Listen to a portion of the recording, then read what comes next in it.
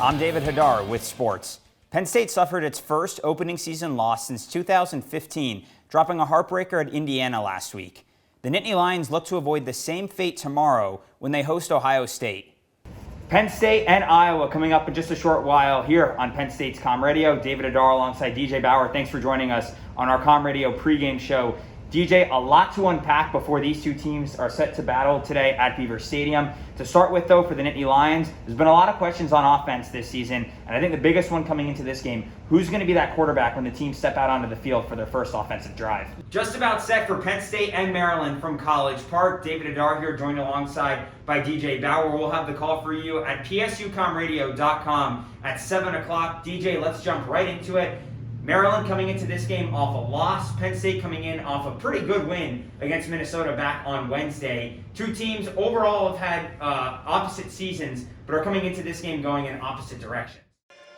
2-0. The number 10 Nittany Lions lead the number 12 George Mason Patriots, just one set away from taking both matches this weekend and headed towards the top of the EIVA standings.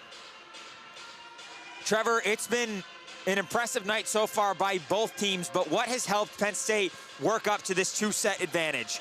Yeah, well, I think the biggest thing is Cal Fisher.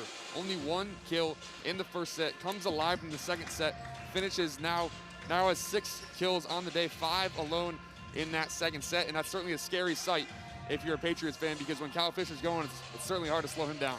He was certainly going last night, had 17 kills and hit 385 against these Patriots last night. And again, George Mason is a good defensive team, one of the best in the country.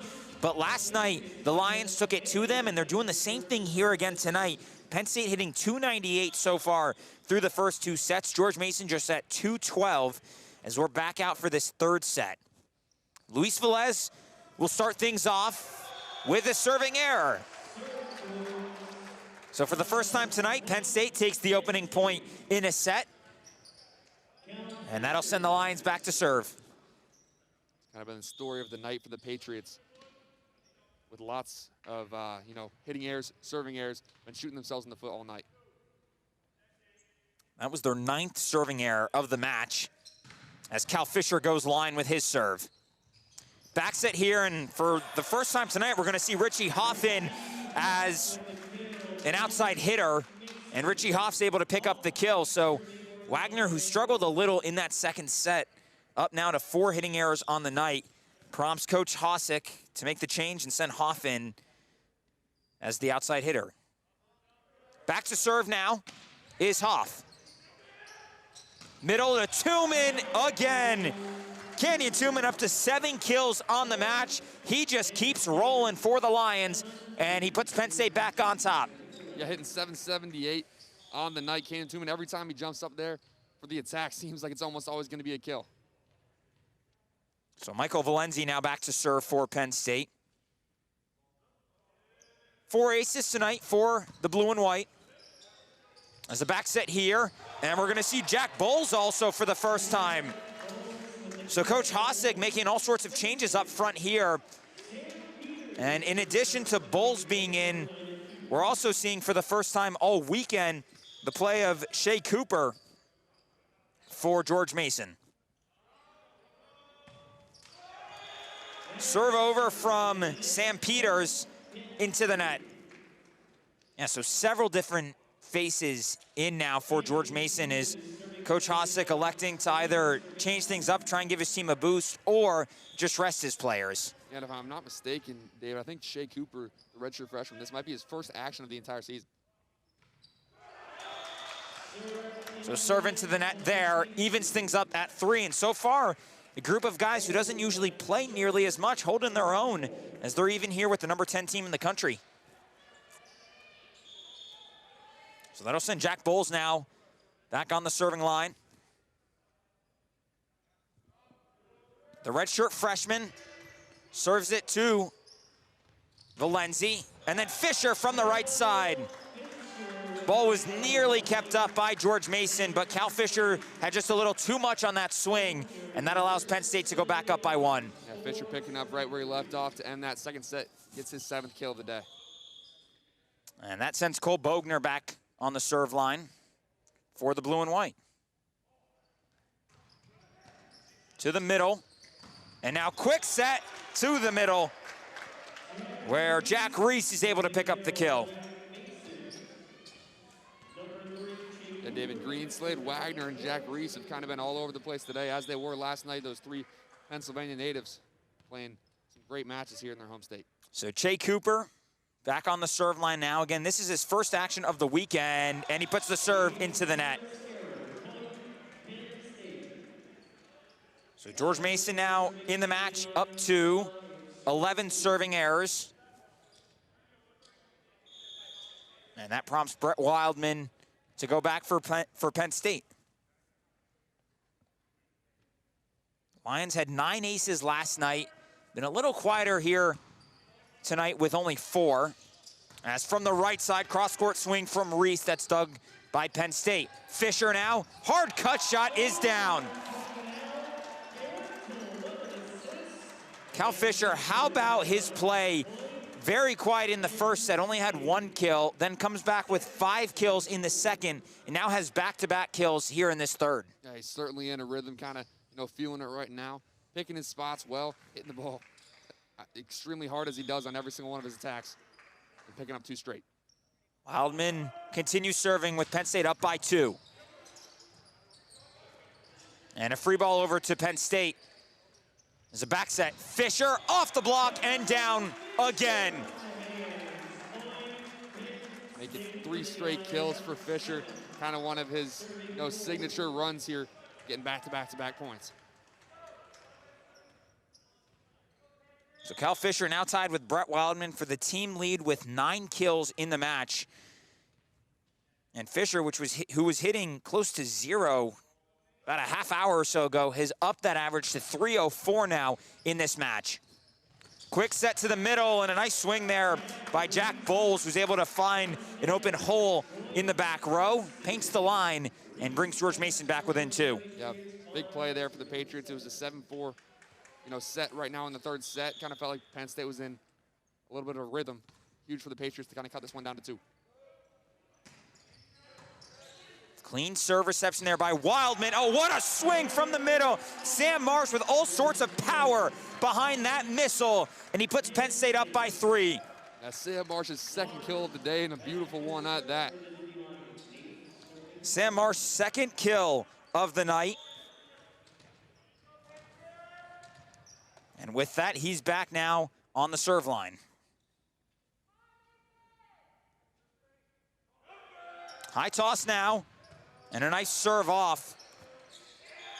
And that's going to be double contact whistled against George Mason as Che Cooper, who is not a setter, tried to set that ball up. Patriots went out of system. But that's a great job by Sam Marsh to force the Patriots to go out of system, starting things off with a good serve. Yeah, certainly in the redshirt freshman Che Cooper for the Patriots, getting encouragement from his teammates saying, hey, next play. 4-point lead here now for the Lions. And another nice serve here from Marsh. Left side, it's Richie Hoff off the block and down. Fisher just unable to get that one back over the net, just kind of rolled right down his arms, and a point for the Patriots. So Richie Hoff, who came into this match with 14 kills on the year, and again, he'd played mostly as a serving specialist over his last few matches. But getting some action here in the third set as Wildman dives to receive that ball. And then from the left side, Valenzi will pick up the kill.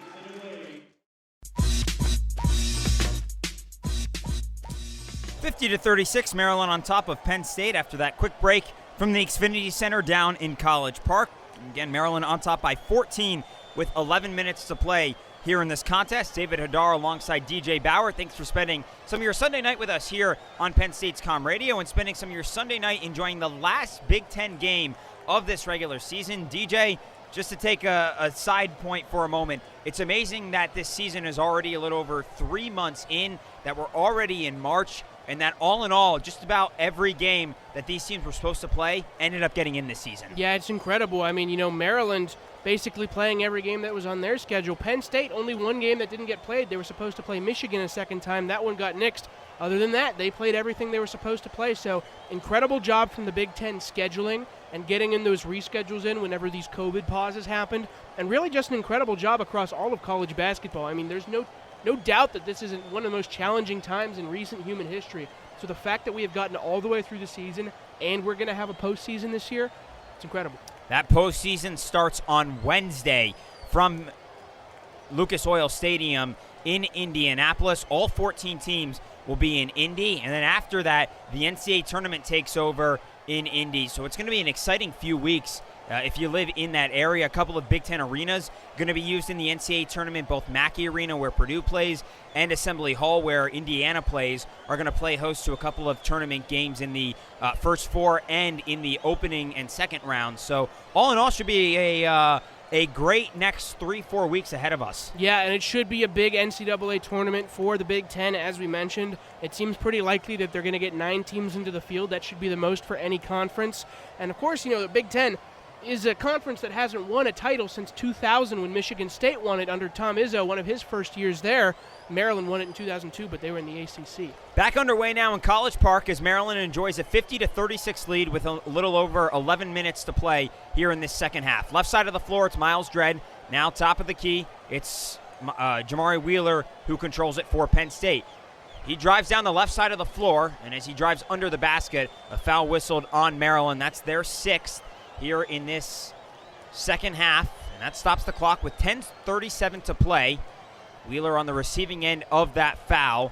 Maryland already in the bonus as Penn State has 7 fouls in this half. One more for Maryland puts Penn State at the line as the inbound goes to Trent Buttrick. Now right side of the floor, Miles Dredd stops, kicks it out to the right wing for Seth Lundy. Lundy now from the Big Ten logo. Fadeaway is off the heel and rebounded by Morcell for Maryland. 10.5 to play. Maryland still up by 14 and on an 11-0 scoring run as the Terps have hit their last 3 shots from the field. Scott has it straight away. Now to the left side of the floor for Wiggins. Wiggins takes on Wheeler. Now backs things back out as Wheeler has a heavy press on him. Right side of the floor, Hart finds it down low for Morcell. 7 to shoot in this possession. Morcell driving into the lane. And now to the left corner for Dante Scott from 18 feet out. His shot off the mark and rebounded by Buttrick. And now the Lions come the other way. Brockington all the way to the basket, high off the glass and long off the mark. Now to the right side, it's Miles Dredd 3, and it's through. Penn State back within 11, 50-39 with 9.5 to play. Penn State there getting the offensive board, hitting the 3 and cutting that deficit down as a backcourt press now comes on Maryland. They're able to escape it though as Hart drives to the basket, and it's off the mark, rebounded by Isaiah Brockington. Now Miles Dredd runs the point up the left side of the floor as he stops in front of his team's bench. Back to Dredd as he dribbles through the circles, now to the right side. Right corner, it swings to Isaiah Brockington. His 3 a hair to the right, but it's rebounded by Lundy on the weak side. Lundy out to the right wing. Now he drives into the basket. He's fouled on the floor. He got a shot off that ended up going through, but the official going to wave the shot off, call it on the floor. But regardless, Lundy will go to the free throw line as that's the 7th team foul on Maryland. And it's a big foul as well. It's the 4th one against Dante Scott, who had been heating up as of late. 3 of 4 from the field and 3 of 3 from deep. That's all 9 of his points on the day. And, Penn State, you wish that could have been called in the air, get the and one. But regardless, we're seeing it again. Even though Maryland has been in, dominant control of this entire game, Penn State is never letting it get too far out of reach. And they've got a chance to cut it back to single digits here if they can get a couple shots to fall their way. Lundy's second trip to the free throw line tonight, and the first one swishes through for the sophomore out of Paulsboro, New Jersey.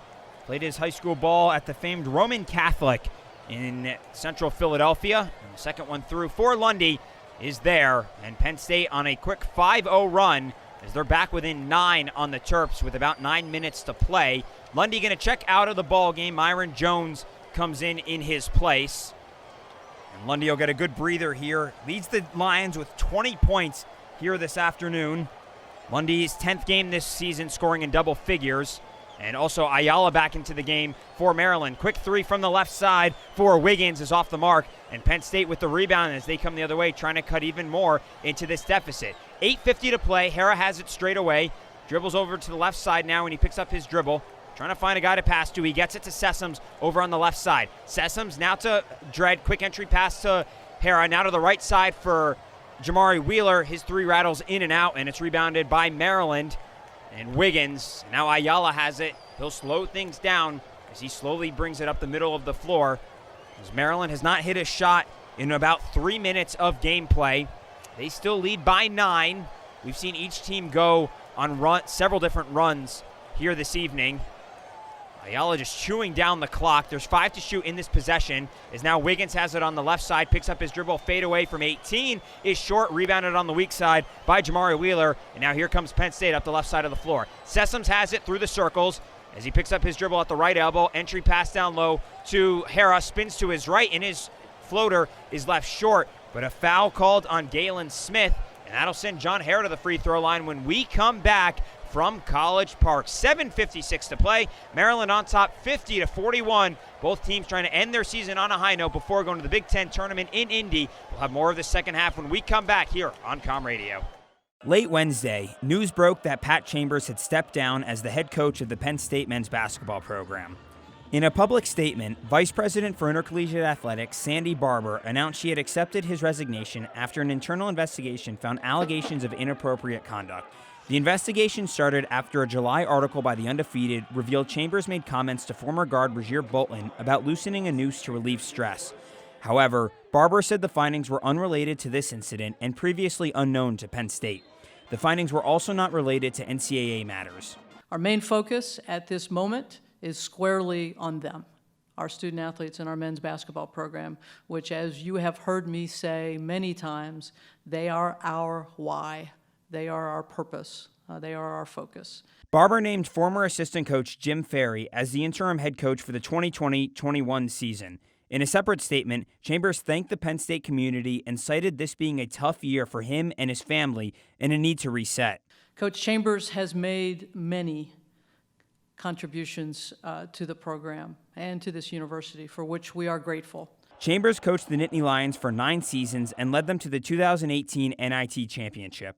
He amassed an all-time record of 148 wins and 150 losses and had the team on the cusp of their first NCAA tournament since 2011 before the coronavirus pandemic hit. In State College, I'm David Hadar with the Center County Report. And welcome back in, everybody. We just got done talking about the right side of this year's NCAA tournament bracket. Let's move over to the West now.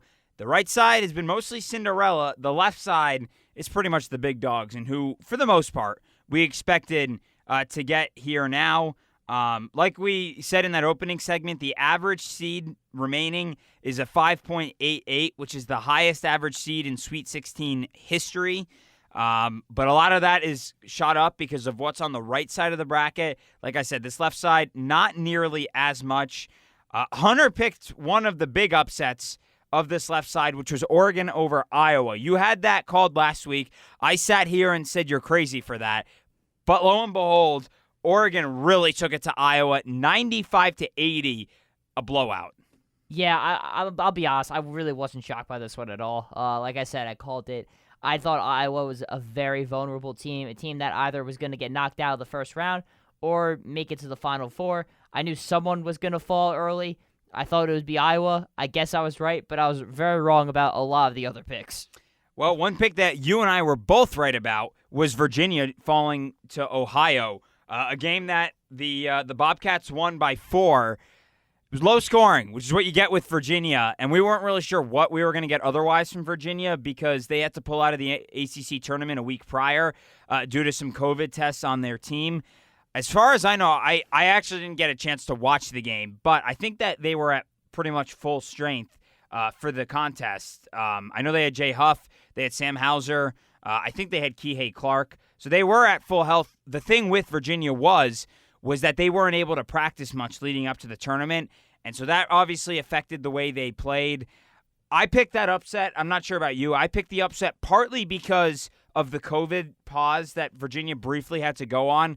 I also picked it because of how good the offense was for Ohio, that I figured that they'd be able to overcome Virginia's lack of offense, and sure enough, that's what happened.